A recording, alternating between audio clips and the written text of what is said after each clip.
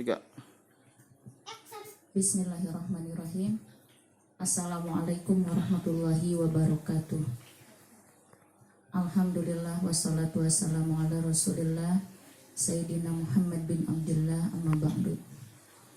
Qala ta'ala fil Qur'anil Karim, a'udzu billahi minasyaitonir rajim. Bismillahirrahmanirrahim.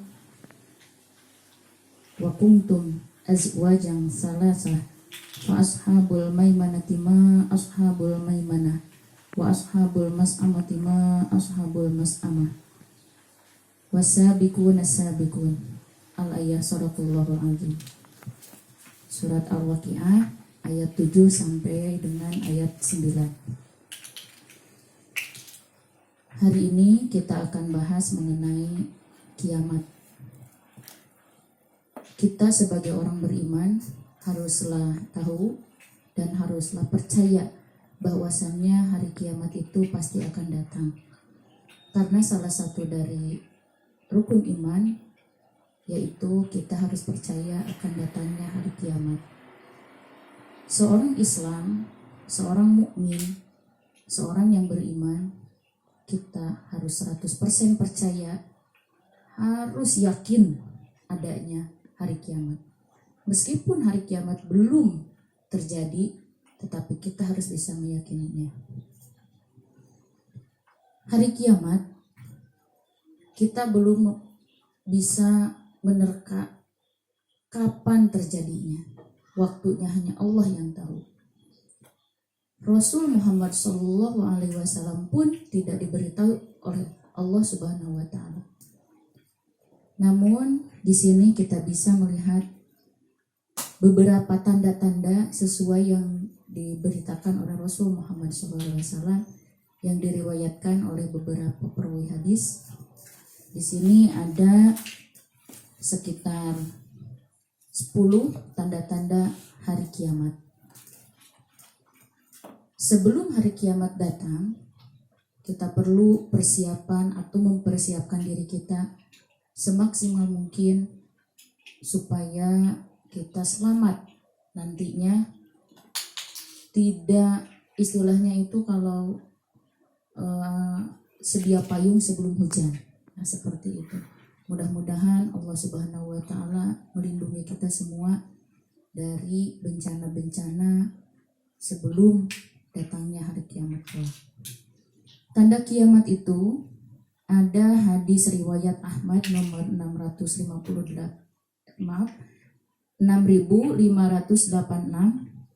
terus dari Mi 476, riwayat Muslim nomor 10, riwayat Muslim juga nomor 11, riwayat Muslim nomor 5163, terus Ibnu Majah nomor hadis 4031, dan hadis riwayat Ahmad nomor 15557. Di sini ada beberapa tanda-tanda hari kiamat datang. Apabila sudah ada sebagian tanda-tanda ini atau semuanya sudah ada, kiamat kubro pun akan datang. Kiamat itu ada dua, ada kiamat sugro, ada kiamat kubro. Nah, yang ada tanda-tandanya seperti yang nanti kita akan bahas itu adalah kiamat kubro atau kiamat yang besar.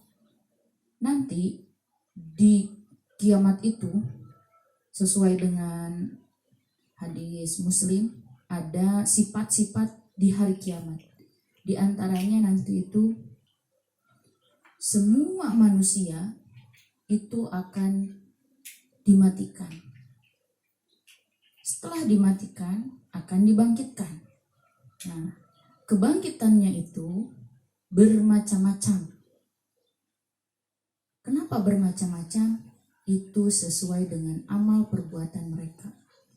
Bisa kebayang seluruh manusia dari zaman Adam sampai waktu yang kiamat datang itu, wallahu a'lam, hanya Allah yang tahu.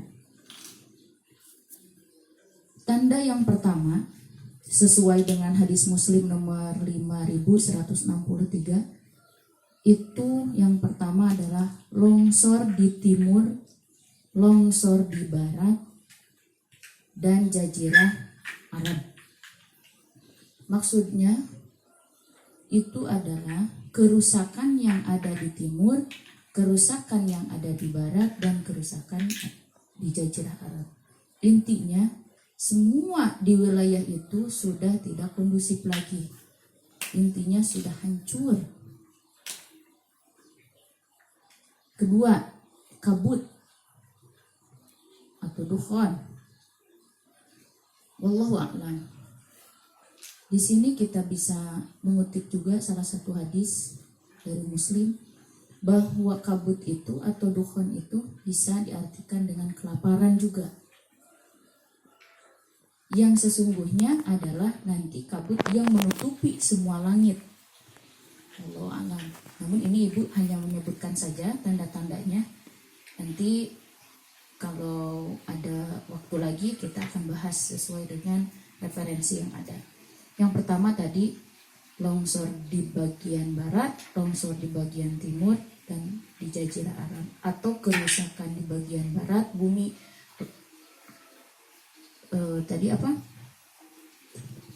Kerusakan di bagian timur bumi dan jazirah Arab. Yang kedua adalah kabut. Yang ketiga adalah kemunculan Dajjal.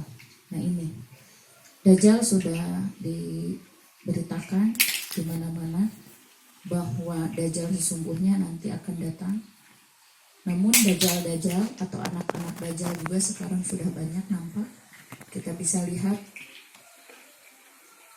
apa yang akan kita lakukan ketika kita melaksanakan kebaikan. Apakah kita mempunyai rasa bahwa kita sudah baik sepenuhnya, ataukah kita masih kurang dalam melakukan kebaikan? Kalau ada rasa kita dalam hati itu sombong, berarti kita itu adalah seseorang yang sudah sesudah dirasuki oleh si Dajjal tadi. Karena sifat Dajjal ya seperti itu, ada rasa sombong.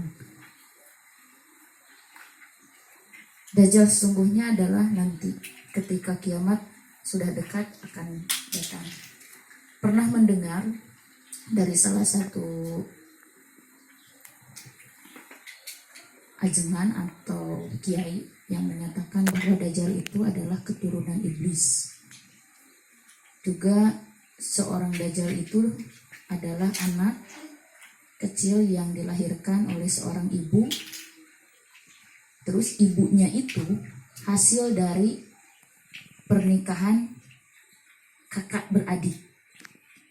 Kakaknya dinikahkan dengan adiknya, keluar ibunya.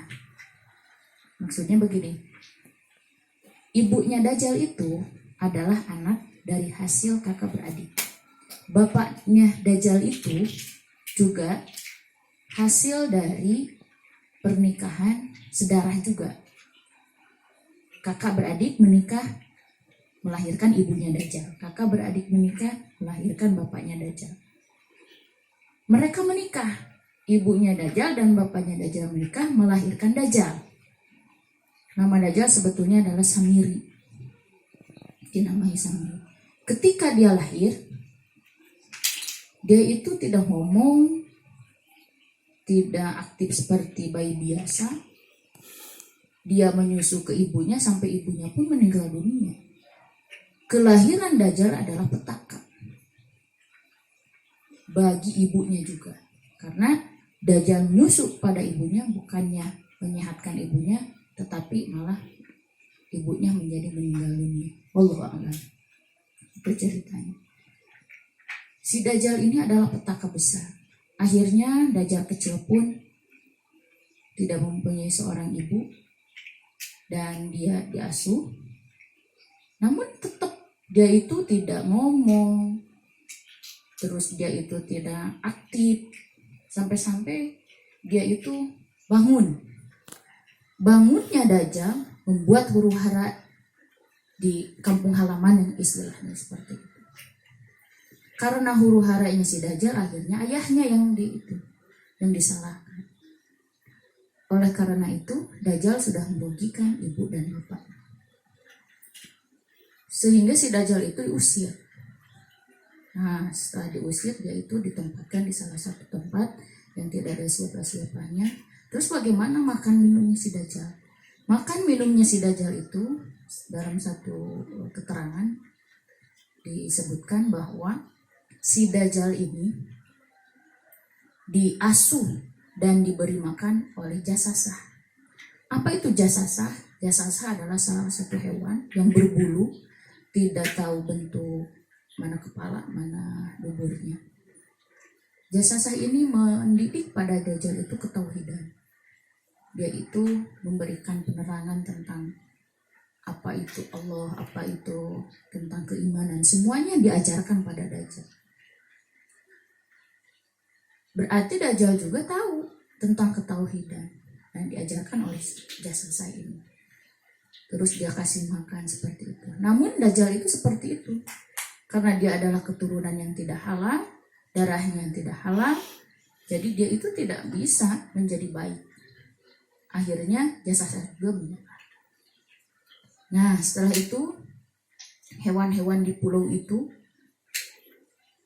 tidak ada yang normal seperti hewan-hewan biasa.